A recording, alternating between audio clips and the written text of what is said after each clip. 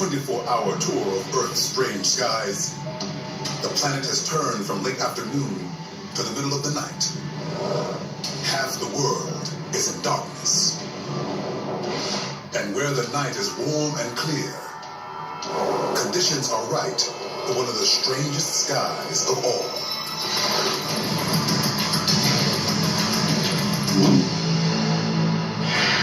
May 11th, 2012. On most nights, when the people of Grand Haven, Michigan look west, they just see the waters of Lake Michigan and the stars in the sky. But on this evening, there's an eerie sight.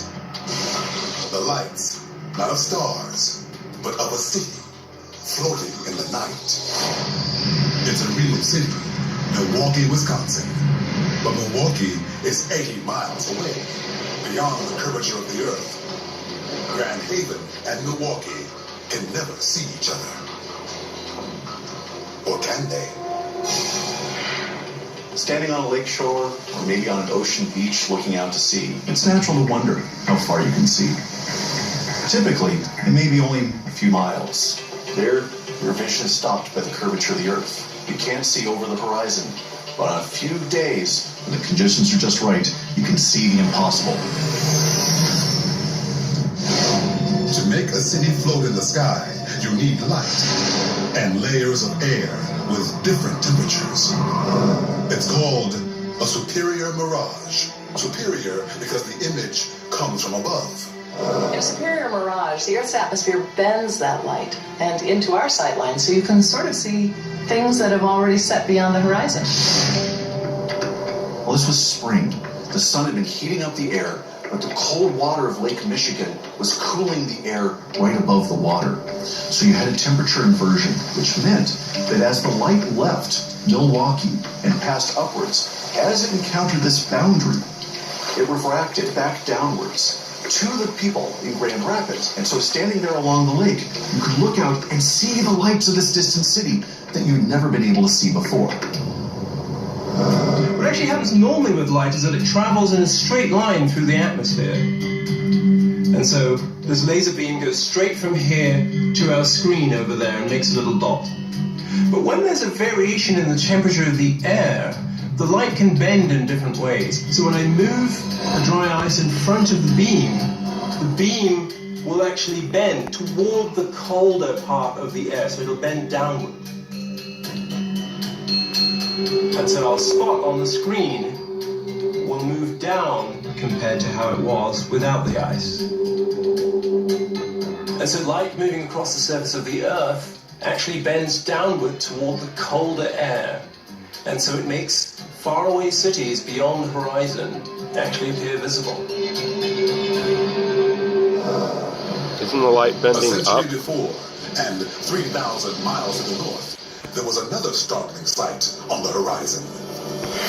Axel Heiberg Island, the Arctic, June 1906. Here, where the days and nights can be 6 months long, explorer Robert E. Peary sees a vast land of snow-capped mountains and valleys in the distance. In 1913, another expedition is sent to map the new land. Following Peary's directions, they see the mountains and valleys, but the Inuit guides say it's all nothing but mist. The Inuit, they knew these lands didn't exist because, well, they'd been there. Ignoring the Inuit, the Americans press on. But over the days, the land shifts and changes its form and size. These explorers went in search of land there over the horizon. Land that simply doesn't exist. There was either glaciers or icebergs or something that were visually lifted relative to the expedition. Even today, the Arctic is full of imaginary landscapes that look real.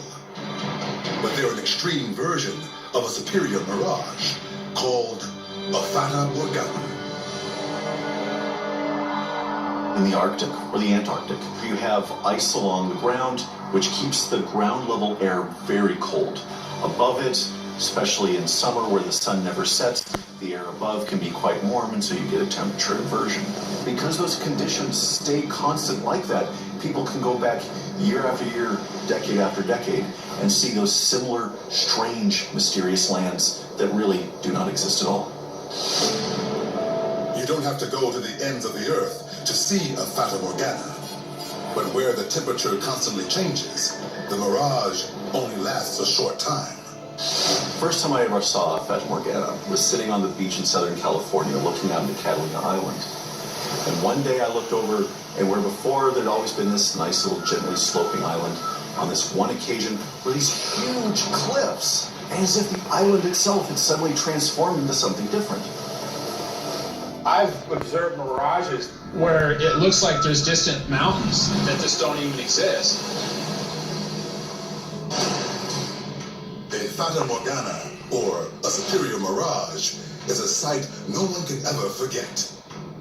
But there are even more amazing sights up north, where the black of night is banished by some of the strangest skies anywhere on the planet. Thanks to winds from outer space and power from the center of the earth. Shit.